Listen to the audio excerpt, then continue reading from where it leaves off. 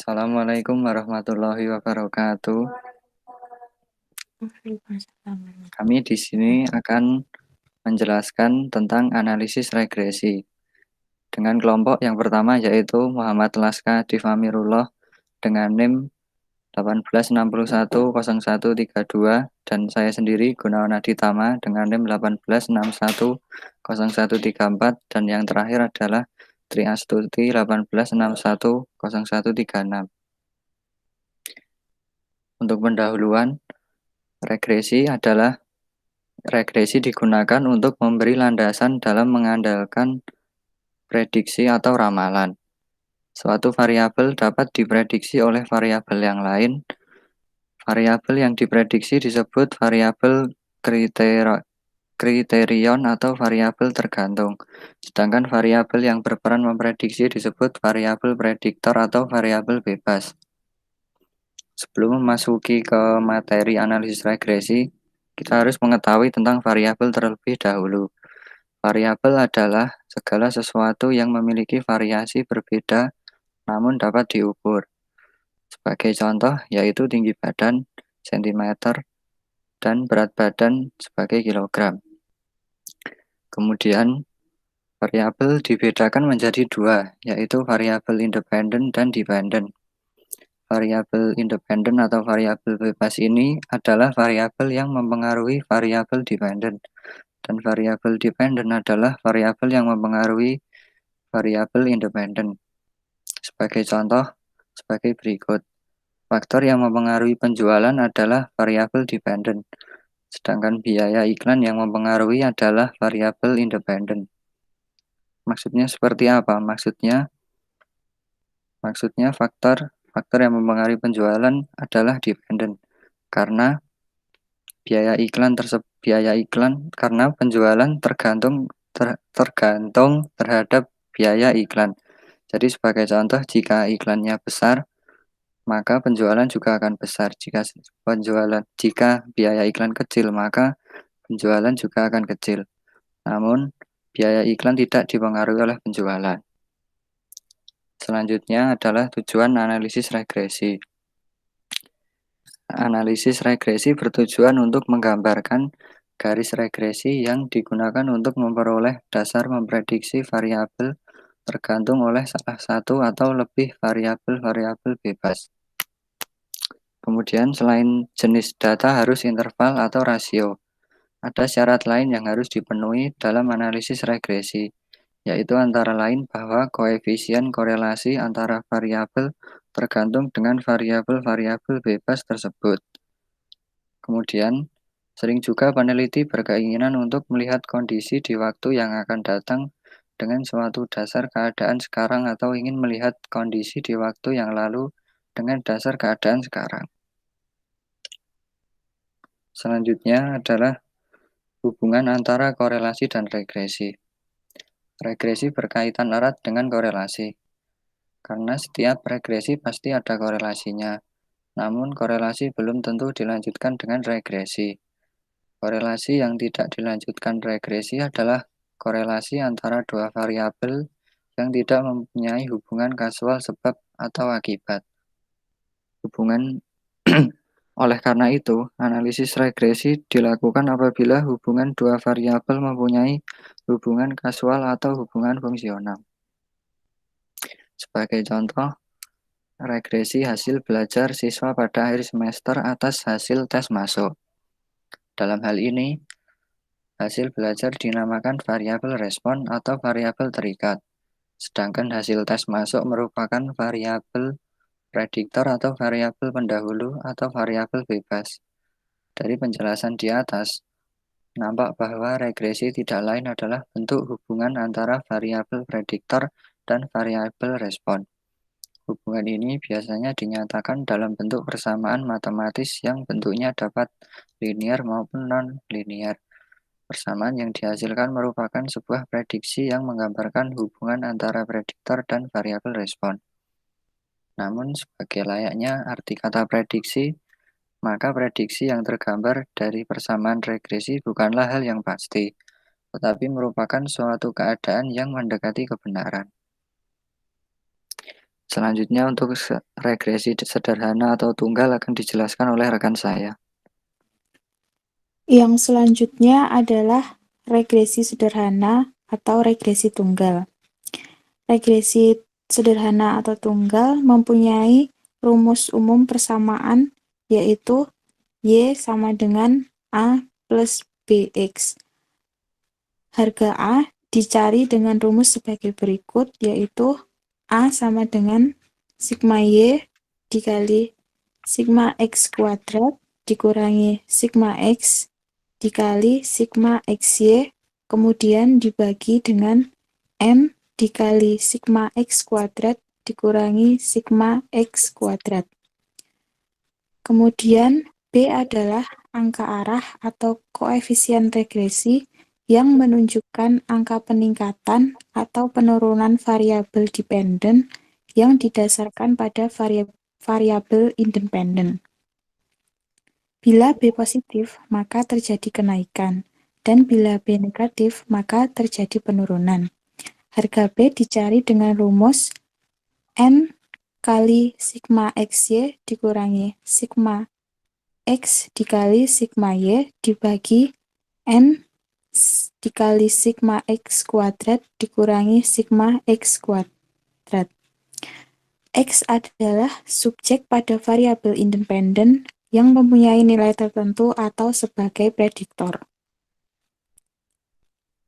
Berikut adalah contoh soal dari regresi tunggal atau regresi sederhana, yaitu terdapat data variabel X sebagai kualitas layanan dan variabel Y sebagai penjualan barang.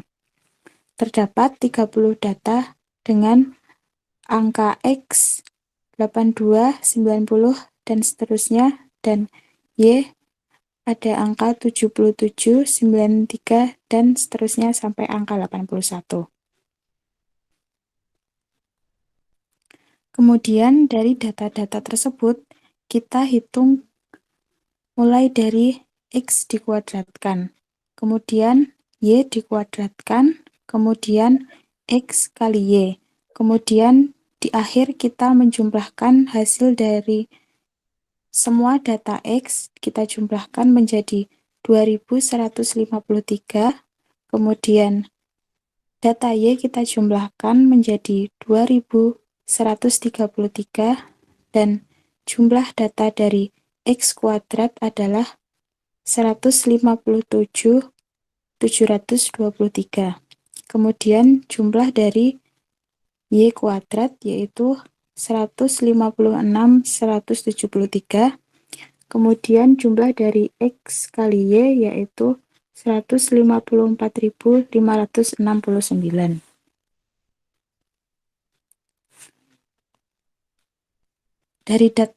Dari tabel di atas diketahui yaitu N sebagai jumlah data adalah 30, kemudian sigma X adalah 2153, sigma X kuadrat sama dengan 157.723, sigma Y sama dengan 2133, sigma Y kuadrat sama dengan 156.173, sigma XY sama dengan 154.569. Kemudian kita tentukan nilai A dari rumus yang telah ada. Kita masukkan angka-angka dari tabel tadi, kemudian hasil akhirnya adalah nilai A yang diperoleh 37,77.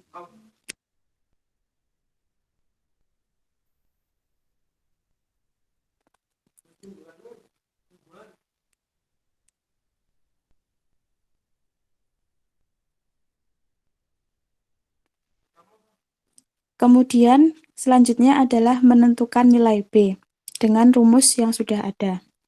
Kita masukkan data-data yang sudah ada, kemudian hasil akhir dari nilai B adalah 0,46.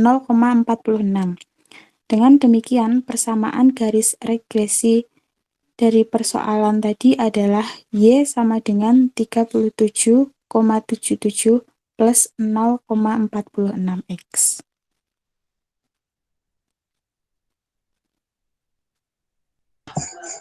Baik, untuk yang selanjutnya adalah membahas mengenai regresi ganda atau multiple regression. Perbedaan regresi ganda dengan linear regression adalah di mana jumlah variabel independennya memiliki 2 atau lebih dan satu variabel dependen yang digunakan untuk memprediksi harga variabel dependen tersebut. Dalam regresi ganda, rumus persamaannya yaitu A tambah B1 kali X1 ditambah B2 kali X2, di mana X1 dan X2 ini tergantung pada jumlah variabel independennya. Dalam regresi ganda selanjutnya yaitu menentukan skor deviasi ukuran. Nilai-nilai yang dicari yaitu seperti sigma y kuadrat, sigma x1 kuadrat, sigma x2 kuadrat, sigma x2 kali y, sigma x1 kali y, dan juga sigma x1 kali x2. Next. Nah, berikut adalah contoh soal untuk regresi ganda, di mana ada 30 data dengan variabel independennya ada 2, yaitu X1 dan X2, dan Y sebagai variabel dependen. Next. Nah, berikut adalah nilai-nilai yang didapatkan dari data yang ada, seperti sigma X1, sigma X1 kuadrat, sigma X1 kali Y, sigma Y2, sigma X2 kuadrat, sigma X2 kali Y, sigma X1 kali sigma Y, dan sigma Y kuadrat. Selanjutnya, setelah nilai-nilai dari perhitungan tabel didapatkan, yaitu menentukan skor deviasi ukuran. Next. Setelah menentukan nilai skor dari deviasi, yang selanjutnya yaitu menentukan nilai B dan A.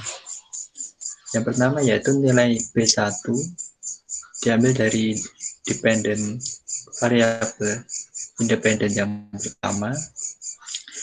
B1 didapatkan skor 0,36, sedangkan B2 dari variabel independen yang kedua didapatkan skor 0,15. Lalu mencari konstan yaitu A, di mana A ini setelah dilakukan perhitungan didapatkan nilai sebesar 20,68. Berdasarkan perhitungan tersebut menghasilkan persamaan regresi ganda, yaitu Y sama dengan 20,68 ditambah 0,36 kali X1 ditambah 0,15 kali X2. Nah, berikut adalah sumber-sumber yang kami gunakan. Untuk selebihnya kami ucapkan terima kasih. Wassalamualaikum warahmatullahi wabarakatuh. Waalaikumsalam warahmatullahi wabarakatuh.